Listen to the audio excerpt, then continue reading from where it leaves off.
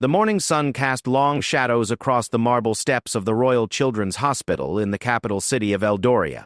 Prince Alexander stood at the window of his private study, watching the early commuters hurry past the hospital gates below. His wife, Princess Elena, sat quietly at her desk, reading through the stack of letters that arrived daily at the palace. These weren't ordinary fan mail or formal correspondence. These were letters from families whose lives had been touched by tragedy, hope, and sometimes miracle. Elena's fingers traced the edge of a particularly worn envelope. The handwriting was shaky, clearly written by an elderly person. She opened it carefully and began to read aloud to Alexander, who had turned from the window to listen. "Your Royal Highnesses," the letter began. "My granddaughter Lucy has been fighting leukemia for 2 years. She is only 7 years old, but she talks about you both every day. She says Princess Elena has kind eyes like her mother who passed away last year. Lucy draws pictures of the palace and imagines meeting you someday. The doctors say we should prepare for the worst, but Lucy still believes in fairy tales." Alexander walked over and placed a gentle hand on Elena's shoulder. They had been married for 8 years, and in that time, they had received thousands of such letters. Each one told a story of struggle, of families facing impossible situations with courage that humbled the royal couple. Elena had made it her mission to respond personally to as many as possible, but lately the volume had grown overwhelming. The Kingdom of Eldoria was a small but prosperous nation, nestled between snow-capped mountains and a crystal-clear coastline. For generations, the royal family had been beloved by their people, known for their hands-on approach to governance and their genuine care for every citizen. Alexander's father, King Marcus, had established this tradition of accessibility, often walking among the people without ceremony or excessive security. Alexander and Elena had continued this legacy, but they had taken it even further. Elena folded the letter carefully and looked up at her husband. "We need to visit Lucy," she said simply. Alexander nodded. He had expected this response. Elena never said no when children were involved, especially sick children. Her own childhood had been marked by loss when her younger brother died in an accident when she was 12. The pain had shaped her into someone who couldn't ignore suffering, particularly when it involved the innocent. "I'll call the hospital," Alexander replied. "But you know the security concerns. The press will make it into a circus." Elena stood and walked to the window where Alexander had been standing moments before. Below, she could see the hospital's pediatric wing, where small faces sometimes appeared at windows, looking out at a world they might never fully experience.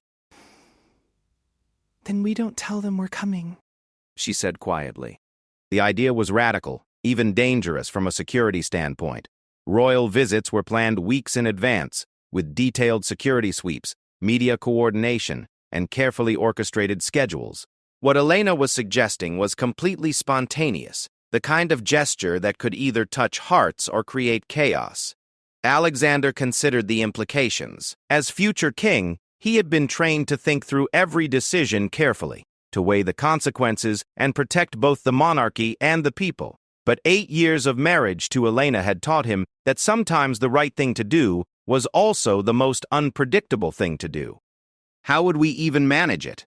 he asked, though his tone suggested he was already warming to the idea. Elena turned back to him with a smile that reminded him why he had fallen in love with her during their university days. She had been studying child psychology while he pursued international relations, and even then, she had possessed an intuitive understanding of how to connect with people in pain. "We dress simply, take minimal security, and just show up," she said. "No photographers, no speeches, no formal presentations, just 2 people visiting sick children." That afternoon, Elena made several phone calls. She spoke with Dr. Sarah Chen, the head of pediatric oncology at Royal Children's Hospital, who had become a friend over the years through Elena's various charitable initiatives. Dr. Chen was initially shocked by the proposal, but quickly understood its potential impact. "The children here don't need a royal spectacle," Dr. Chen explained during their conversation. "What they need is hope, and sometimes that comes in the simplest forms. If you could just be yourselves, not your royal highnesses, it might mean more than any formal visit could." Elena also called her personal secretary, Margaret, who had been with the royal household for 15 years. Margaret's initial reaction was pure panic. "Ma'am, We cannot arrange a visit with 2 hours' notice, Margaret protested. The protocols alone require— Margaret, Elena interrupted gently. Forget the protocols. This isn't about us or the monarchy. It's about children who might not have much time left. Can you arrange for James and 2 other security officers to accompany us quietly? Margaret sighed, recognizing the tone in Elena's voice that meant the decision was final. I'll make it work, ma'am. But please, at least let me inform the hospital administrator so they can prepare the staff. By 4 o'clock that afternoon, Alexander and Elena were dressed in simple clothes. Alexander wore dark jeans and a sweater, while Elena chose a casual dress with comfortable flats. They looked like any other young couple who might be visiting a family member in the hospital. Their security detail consisted of 3 plainclothes officers who would maintain distance while ensuring the royal couple's safety. As their unmarked car pulled up to the hospital's side entrance, Elena felt a familiar mixture of nervousness and excitement. She never knew what to expect during these visits. Children could be shy or bold, hopeful or angry, chatty or withdrawn. Each interaction was unique, and she had learned to follow their lead rather than imposing any agenda. Chen met them at the entrance with a small smile. I've told the nursing staff to expect special visitors, but I haven't specified who, she explained as they walked through the corridors. The children in the oncology ward are having a particularly difficult week. We lost 2 patients this month, and the others are struggling with fear and sadness. Elena nodded, understanding the delicate emotional landscape they were entering.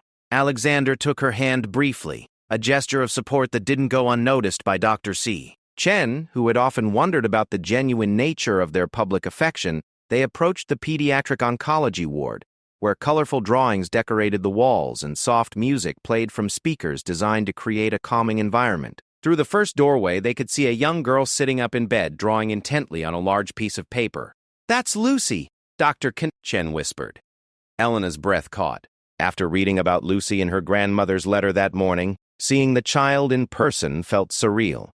Lucy was smaller than Elena had imagined, her head covered with a colorful scarf, her face pale but animated as she worked on her drawing. She was completely absorbed in her artwork, unaware that the people she had been dreaming about were standing just outside her room.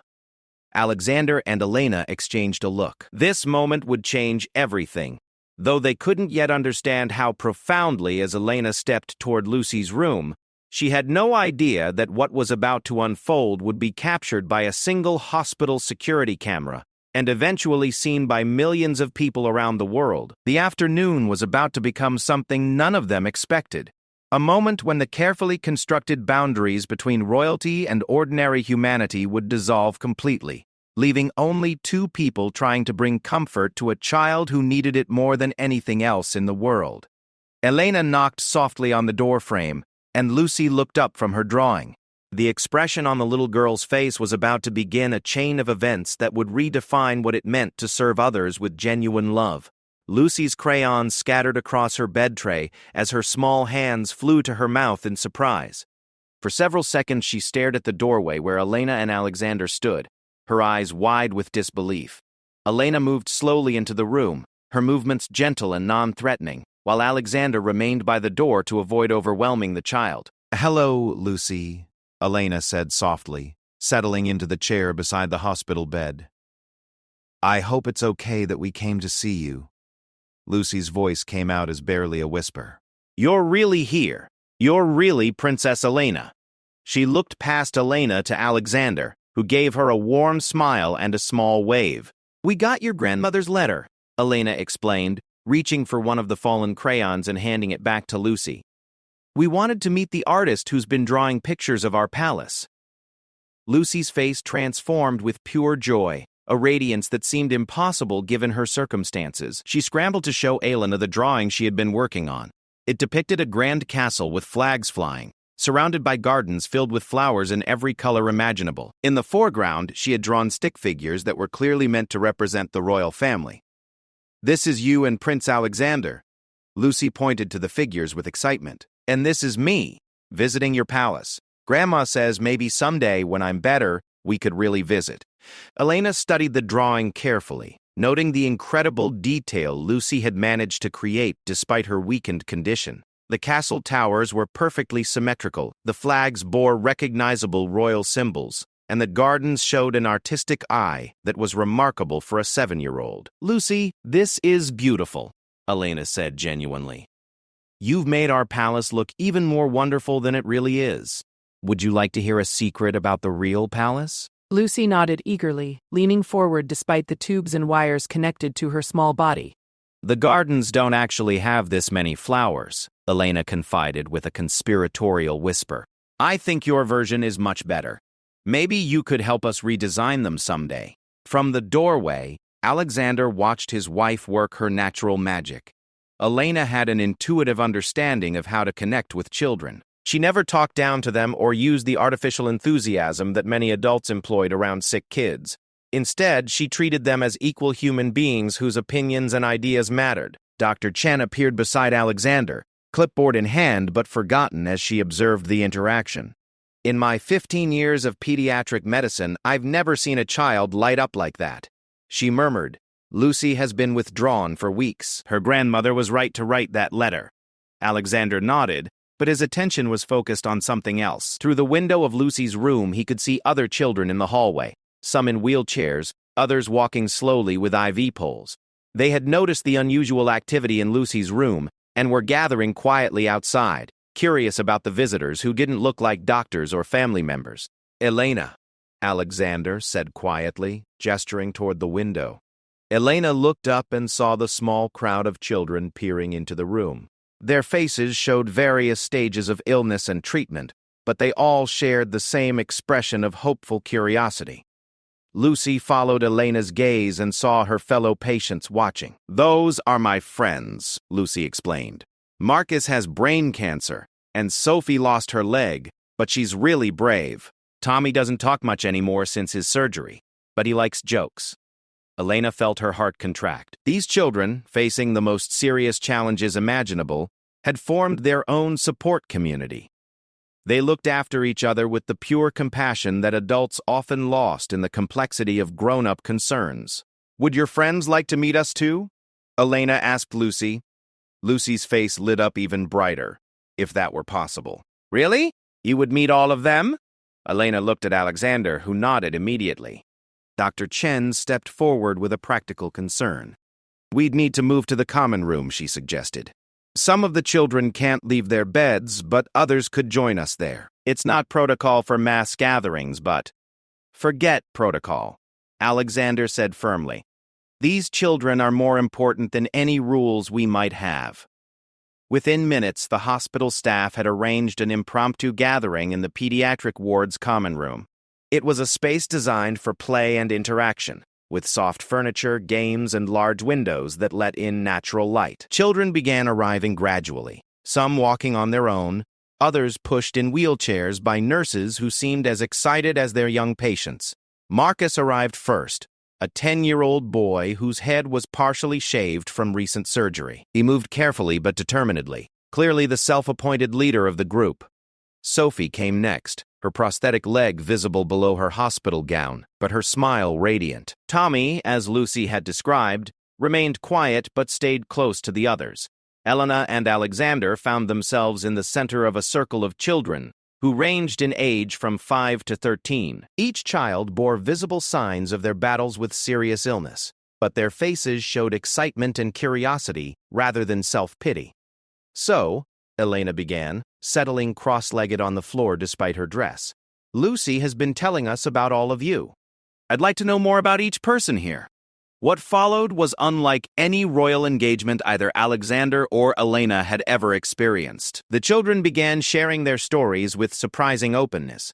Marcus talked about his love of astronomy and his dream of becoming a scientist who could discover new planets.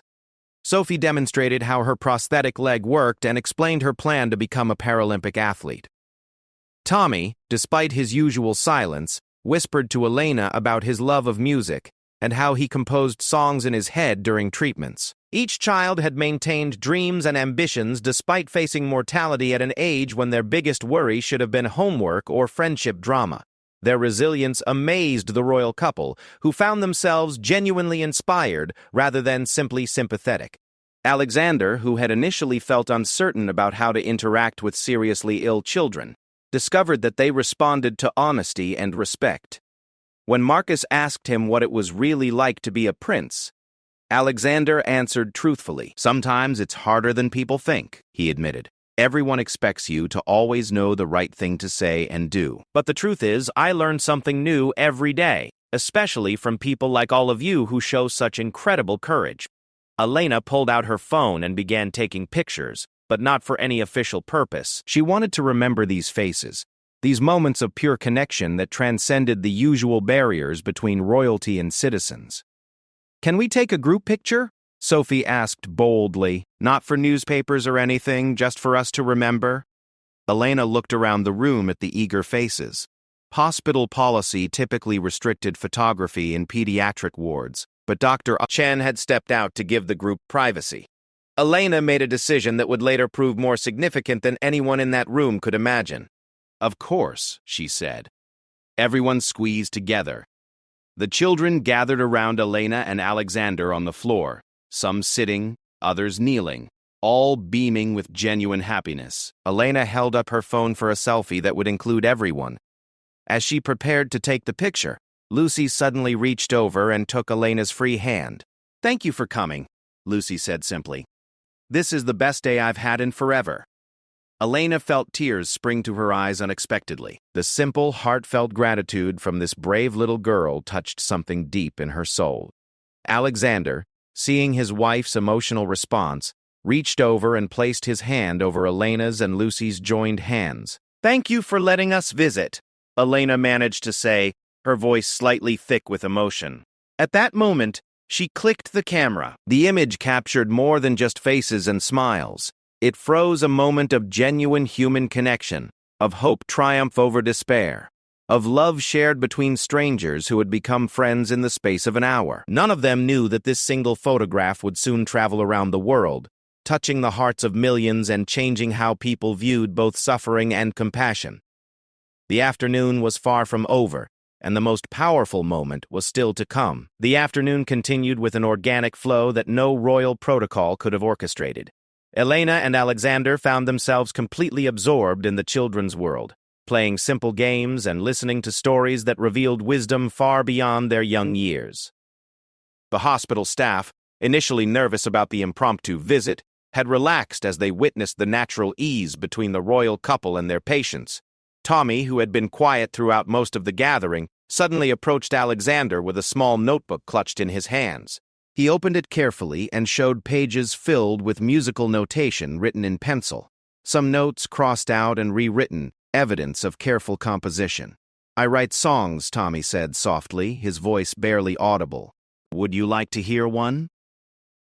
Alexander knelt down to Tommy's level, understanding instinctively that this was a precious gift being offered.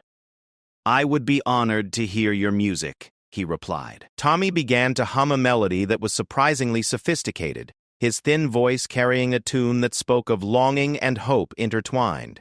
The other children grew quiet, clearly familiar with Tommy's musical talents. Elena moved closer, drawn by the haunting beauty of the simple song. "That's beautiful, Tommy," Elena said when he finished. "Did you write the words too?" Tommy nodded and began to recite lyrics that spoke of dreams taking flight despite heavy burdens, of finding light in the darkest places. The words were profound in their simplicity, touching on themes of mortality and hope that most adults struggled to articulate. "Tommy," Alexander said carefully, "have you ever thought about recording your music?"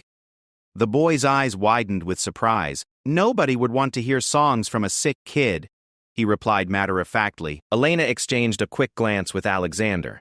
They both recognized something extraordinary in Tommy's musical gift, something that deserved to be preserved and shared. But more than that, they saw an opportunity to give this brave child a sense of purpose and legacy. "Actually," Elena said, "I think many people would love to hear your music. Would you be interested in recording some of your songs? We know some people who could help with that." The conversation was interrupted by the arrival of Lucy's grandmother, Mrs. Patterson, who had come for her daily visit. The elderly woman stopped in the doorway of the common room, clearly shocked to see her granddaughter surrounded by the royal couple and other children. Mrs.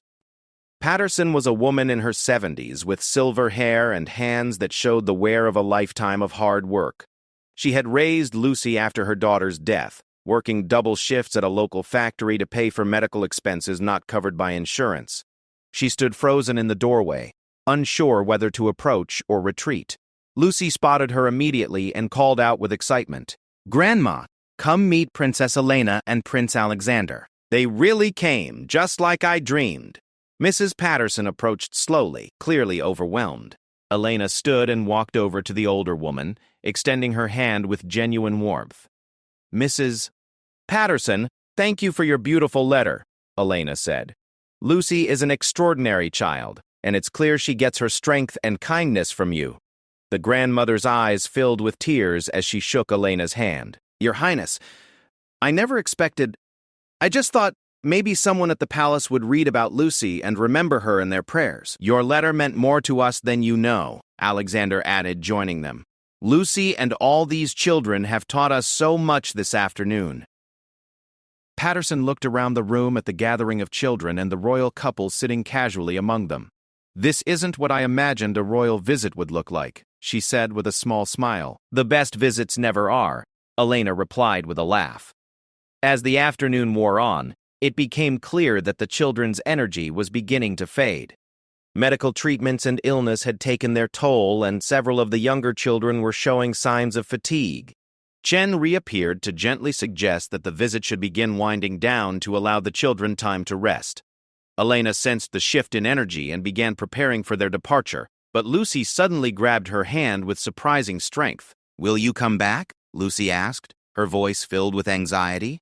"Or is this the only time?" Elena knelt down to look directly into Lucy's eyes. This was the moment she had been dreading, the inevitable goodbye that came with such visits. She had learned over years of charitable work that false promises were cruel, but honest uncertainty could be even harder for children to bear. "Lucy," Elena said carefully, "I can't promise exactly when, but I can promise that you will see us again. And more than that, we're going to stay in touch. I want to see more of your artwork, and I want to hear about how you're doing." "Really?" Lucy's face showed cautious hope. Elena pulled out her personal phone and handed it to Lucy. "Put in your grandmother's phone number. I'm going to text you pictures from our palace garden so you can see how they really look compared to your drawings." Lucy's hands shook slightly as she entered the numbers, clearly overwhelmed by the reality of having direct contact with someone she had idolized from afar. When she handed the phone back, Elena immediately typed a quick message and sent it to the number Lucy had entered. Mrs. Patterson's phone buzzed in her purse. She pulled it out and stared at a text from an unknown number that read, "Hello from Princess Elena and Prince Alexander. Thank you for sharing Lucy with us today. She is an amazing artist and an inspiration." "Oh my," Mrs. Patterson whispered, showing the message to Lucy, whose face lit up with pure joy. Elena turned to address all the children gathered around them. "I want each of you to know that meeting you today has been one of the most important things we've ever done. You've shown us what real courage looks like, and we won't forget any of you." Alexander added, "You've all got our personal promise that this isn't goodbye. We'll be checking on each of you and supporting your dreams in whatever ways we can." As they prepared to leave, Sophie approached Elena with a small handmade bracelet woven from colorful hospital bands. "I made this during my treatments," she explained. "I want you to have it so you remember us." Elena accepted the bracelet with visible emotion, immediately putting it on her wrist. "I'll treasure this, Sophie, and I'll wear it to remind me of all of you and how brave you are." The goodbyes were difficult for everyone. The children had experienced something magical, a break from their medical reality that had filled them with hope and joy. Elena and Alexander had discovered a depth of purpose they hadn't expected, a reminder of why their privileged positions carried such responsibility. As they walked back toward the hospital side entrance with Dr. Chen, Elena was quiet, processing the emotional intensity of the afternoon. Alexander walked beside her, understanding that his wife needed time to absorb what they had just experienced.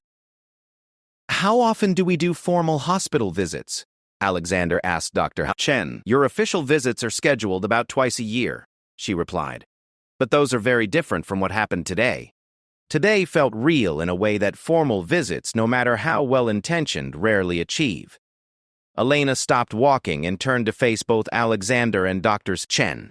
"Then we need to change how we do this," she said firmly. "These children don't need ceremony and speeches. They need genuine connection and hope." Chen nodded enthusiastically.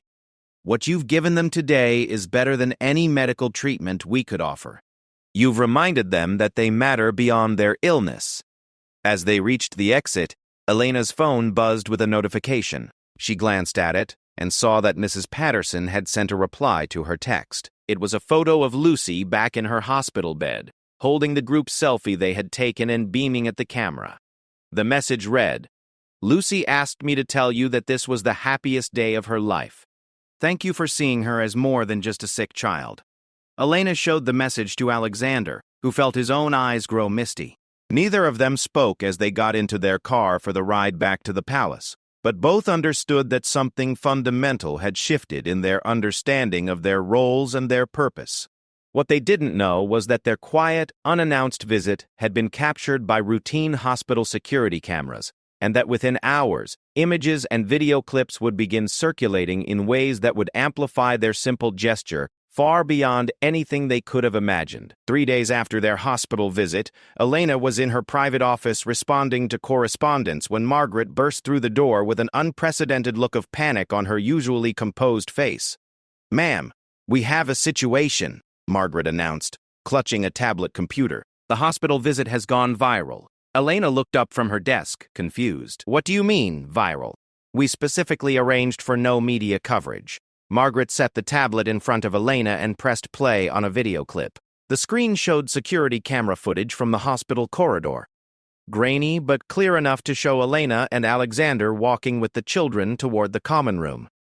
The timestamp indicated it was from their visit 3 days prior.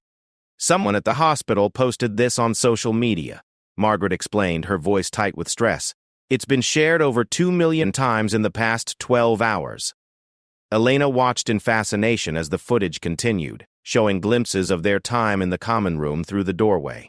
The video quality was poor, but the emotional authenticity was unmistakable. She could see herself sitting cross-legged on the floor, Alexander kneeling beside Tommy as he shared his music, and the group of children gathered around them in genuine joy. "Who posted it originally?" Elena asked. "A nurse named Sarah Williams," Margaret replied, checking her notes. She wrote a caption explaining that the royal couple had made an unannounced visit to spend time with terminally ill children.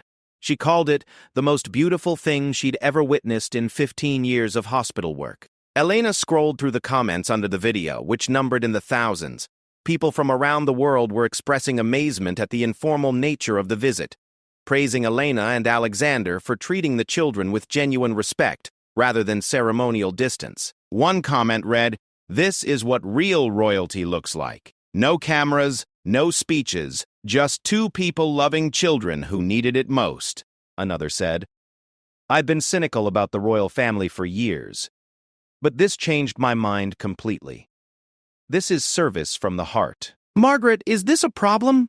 Elena asked, though she wasn't entirely sure why it would be. "The palace communications office is in chaos," Margaret replied. "They're trying to decide how to respond. Some advisors think we should downplay it, maintain that royal visits are private matters. Others think we should capitalize on the positive response." Elena felt a flash of irritation. Capitalize? "Margaret, those children aren't a publicity opportunity. This wasn't a strategic communications move." "I understand that, ma'am, but the public response is extraordinary. The video has been picked up by international news outlets. The palace phone lines are overwhelmed with positive messages. People are calling it the most genuine royal moment they've ever witnessed." Before Elena could respond, Alexander appeared in the doorway. His usually calm demeanor showed signs of stress, and Elena immediately knew he had been dealing with the same crisis management conversations. "Have you seen the response?" he asked, settling into a chair across from Elena's desk. Elena nodded, still processing the implications. "I don't understand why this is being treated as a crisis.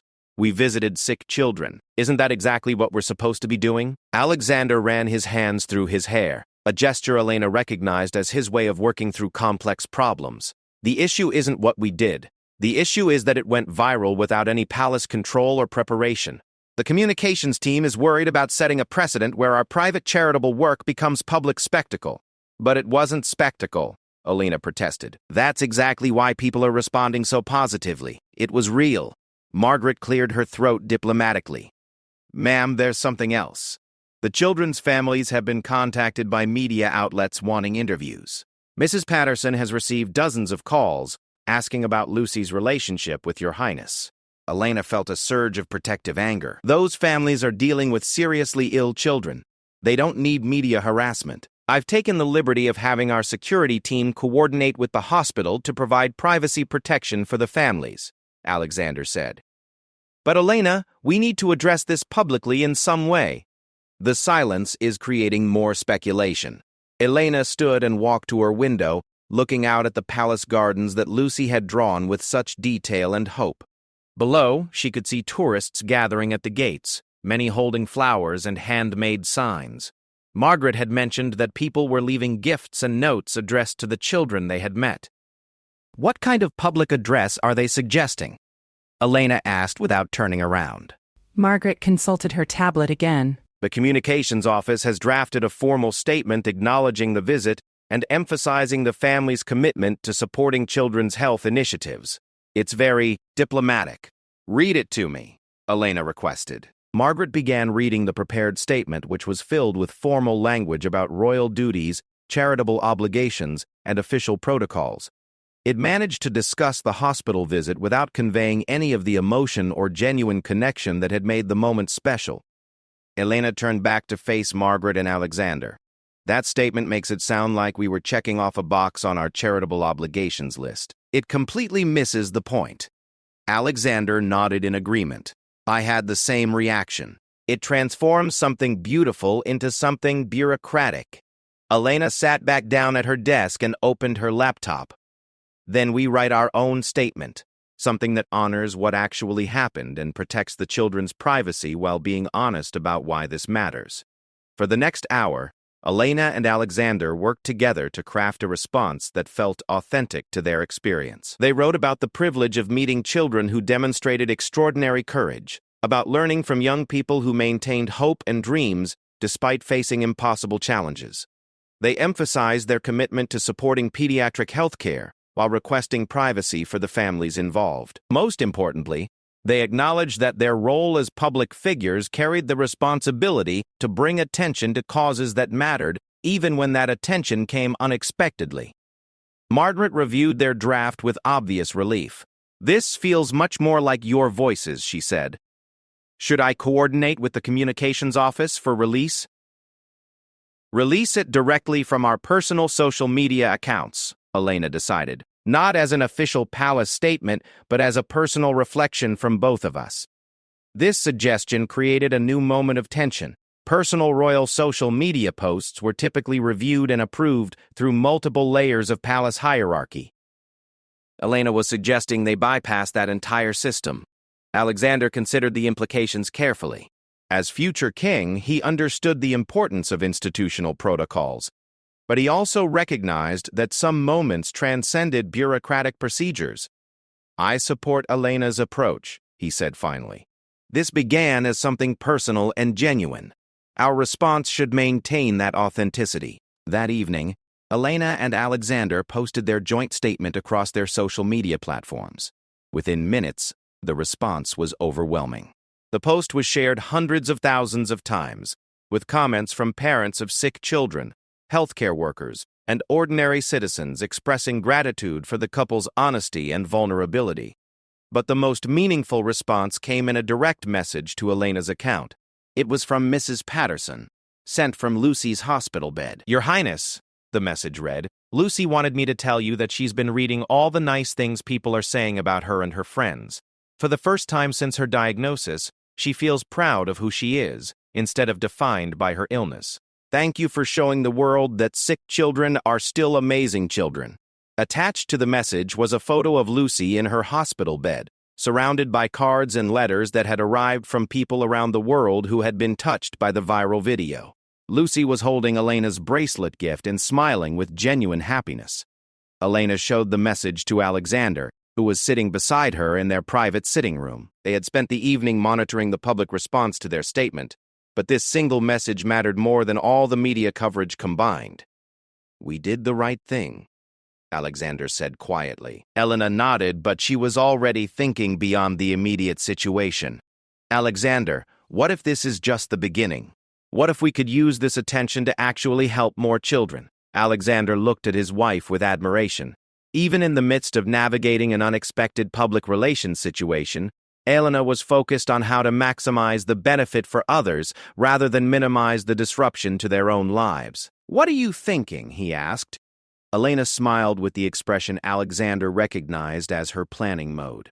"I'm thinking that sometimes the best things happen when you stop following the rules and start following your heart. And I'm thinking that Lucy and her friends just taught us something important about the power of genuine connection." What Elena was beginning to envision would soon transform their approach to royal service and create a model that would inspire similar authentic engagement around the world. The viral moment was becoming something much larger than anyone had anticipated. 6 months after the viral hospital visit, Elena stood in the newly established Hope recording studio, watching Tommy conduct a small orchestra of teenage musicians. The boy, who had been too weak to speak above a whisper, was now directing a group of young people in performing his original composition, Dreams Take Flight. The recording studio was the first tangible result of what the media had dubbed the Lucy effect, a wave of genuine charitable engagement inspired by Elena and Alexander's authentic approach to royal service.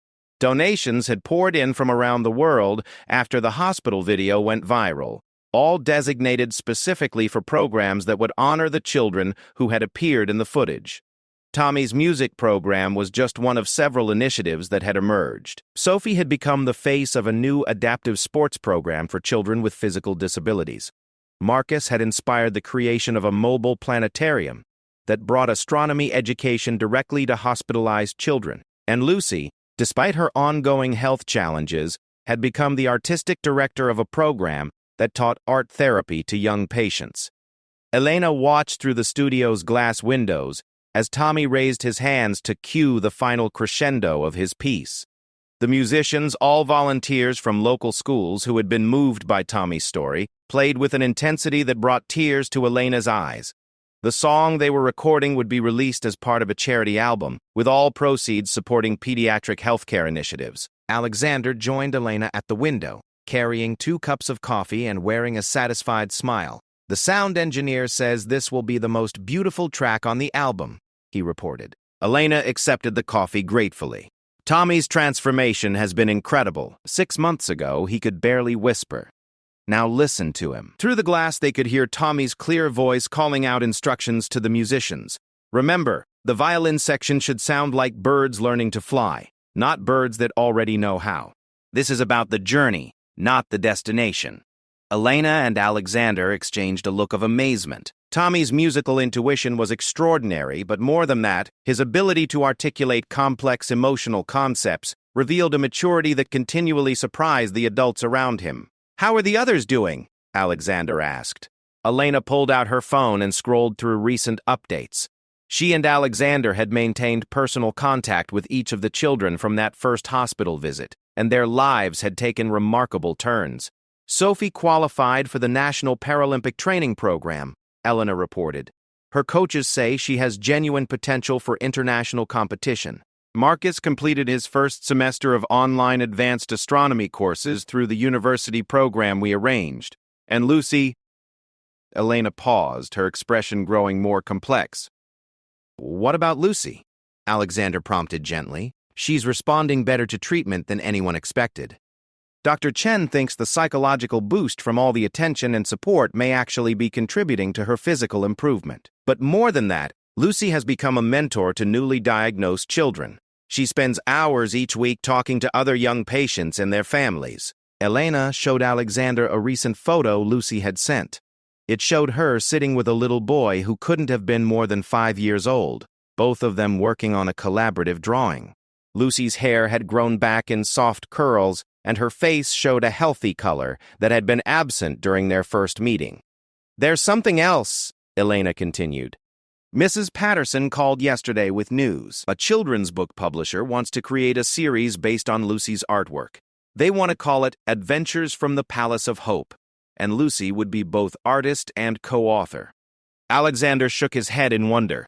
That little girl has gone from drawing pictures to cope with her illness to potentially becoming a published author and artist. It's extraordinary. Elena looked back through the studio window where Tommy was now playing piano accompaniment to his own composition. They've all exceeded every expectation. But, Alexander, I think we need to acknowledge something important about what's happened here. Alexander waited for her to continue. These children were remarkable before we ever met them, Elena said. Their courage, their creativity, their resilience, none of that came from our visit. What our attention did was give them a platform to share gifts they already possessed. Alexander nodded thoughtfully. You're saying we didn't create their extraordinary qualities, we just helped make them visible.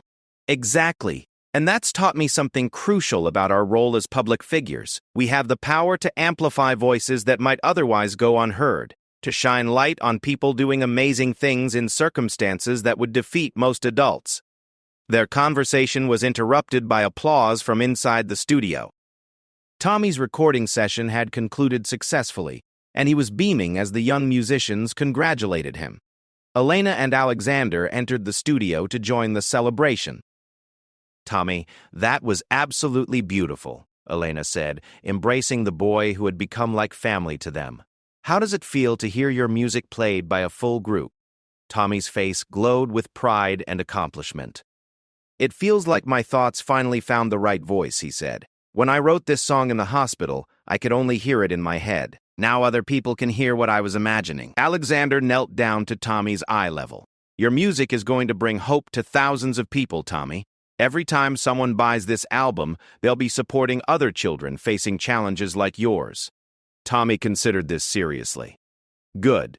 I want other kids to know that being sick doesn't mean you have to stop dreaming. Sometimes being sick teaches you to dream bigger. Elena felt the familiar tightening in her chest that came when these children expressed wisdom that humbled her. Tommy, would you be willing to share that message more widely? We've been invited to speak at an international conference on pediatric care, and I think your voice needs to be heard there. Tommy's eyes widened with interest rather than fear. 6 months of increased confidence had transformed his relationship with public attention. Would I talk about music or about being sick? You'd talk about whatever you think is important, Alexander replied.